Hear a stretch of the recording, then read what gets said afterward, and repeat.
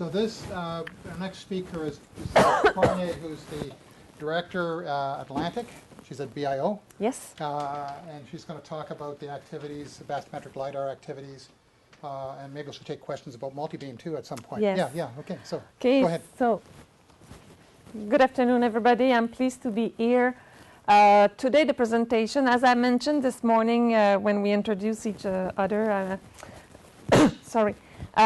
Myself, I'm new, I'll say, in this type of activities. I've been with CHS all of my career, more than 30 years now, and I was involved really in charting, but more recently a bit in surveys also, but since almost a year now as director. And today, the point of view that I'd like to bring it to my presentation, it's really a management one. I mean, concerns that we have when it's time to seek for money and how to use it. There is a colleague of myself here, Stephen Parson. I guess a lot of you know him. Stephen is an engineering project supervisor at BIO with us, with Canadian Hydrographic Service. And he's the one really involved in the LiDAR collection. So if there is technical questions, really more focus, don't hesitate to meet with Stephen or to ask him. So today the presentation also, it's part of extract from a presentation that Stephen has done a few weeks ago or a month ago in Halifax for the Digital Earth Observation Conference. And myself, I added some management concerns. So I'll just mention the mandate of CHS, the use of multi-beam, the way that we are planning.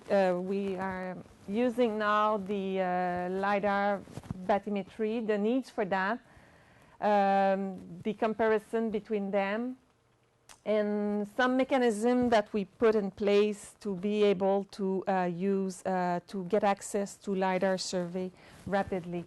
So a supply arrangement agreement, and I'll give some complementary technology that we have observed with the LiDAR and the multi-beam, and also some issues that we have faced, and some thoughts for fundings and collaborations, and also a list of sites that where we have been collecting data so far.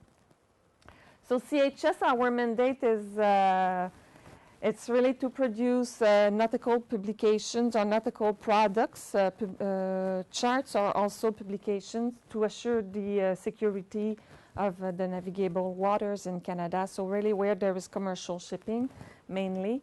And according to the Canada Shipping Act, I mean, all mariners should have on board a chart up to date. So we have a legal mandate associated with our products, and that's probably what makes us sometimes more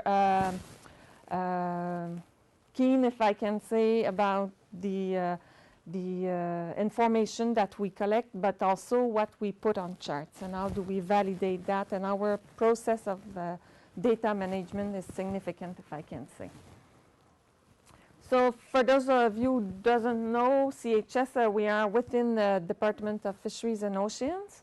And we have also some, over the last, I'll say several years, we've been involved with, to support the science group and other departments also.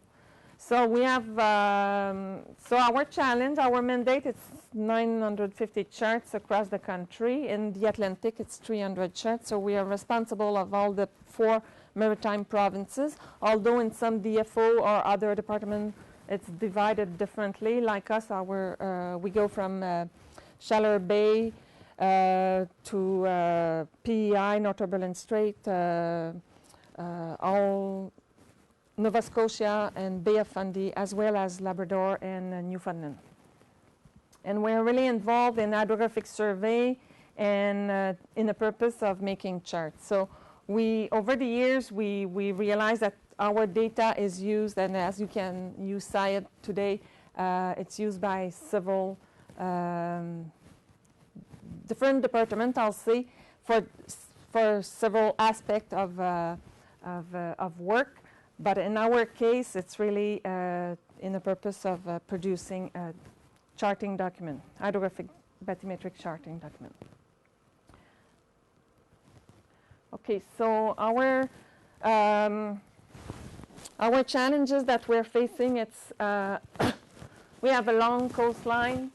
We are really in a climate that is diversified. I mean, even just here in this region, I mean, from south of Nova Scotia, where there is no ice, and up to Labrador, and or North Turbulent Strait, where you have ice for several weeks during the year. So the challenge is the area itself. I mean, it's a lot of remote area. So far, since few years, we've been suffered of limited resource. I mean, we don't have as many resources as we used to have, and so that has been challenging. And in our mandate also, we contribute to science activities, and I'll say where we go now. It's really try to work together to be able to share the information that is costly to collect. So you know the multi-beam for most of you, I guess, and so I don't want to spend too much time on this. So since '89, we've been collecting across the country, and I'll say we're really good at that, and we know over the years we learn how to use it. We understand all the mechanism with that, and it gives us a really high resolution images. And our products are associated with international standard from a hydrographic organization, so we have to meet these standards, but we qualify them also on charts, on products, so that we can use a different level of data. So the airborne LiDAR bathymetry, it's a technology that we've been looking at. We know that it exists since several years, but since the last 5 years, we've been looking at something that will help us to accelerate the collection of data.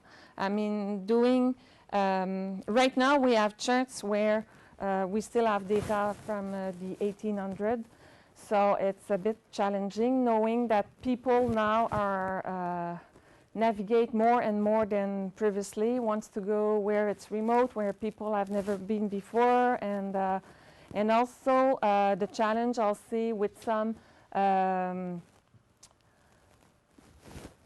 areas where it's deserved just by local user, we will not be necessarily present as much. Those areas will not necessarily have as much priorities in our calendar of activities. So we were looking for something to help us really to facilitate the acquisition, and we could see from the LiDAR that we could collect more rapidly and cover an area bigger than what the multi-beam can do in shallow water.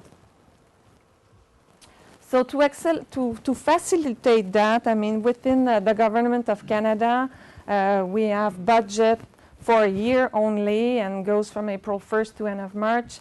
And after that, we're not able really, we have limited mechanism to carry forward money. So we needed to put in place some agreement that would give us access to some qualified companies that could provide us work rapidly once we have access to money. So that agreement has been put in place, and we review it on a regularly basis to give access to other companies to apply if needed. And we might review it also to defer different standards of data also, so which will give us access to different type of LiDAR also. So far we've been lucky. Since 2011 the agreement has been used every year. So really what we realized, I mean, working with LiDAR, it changed a bit the way that we were doing our acquisitions. So the multi-beam gave us a really good resolution, but at the same time, the time to acquire data in shallow water raised significantly, because I mean we have to pay attention to security, and we've been involved with some incident by the past, and we don't want necessarily to put our employees on risk area. So what we realized, and I'll show it here. We did survey with the LiDAR. This is Mahone Bay, for those who know the area in south of Halifax. And we used the LiDAR first, and then we created the sort of map that the people with the launch could use on board the launch, and then for them it would be easier to plan their survey, and knowing that where are the hazards and the shallow water, then they could really accelerate the collection of the data. They knew that it was safe in some areas. So I'll say it was a surprise for us, a good surprise, when we realized that it accelerated the multi-beam collection after that, after a while.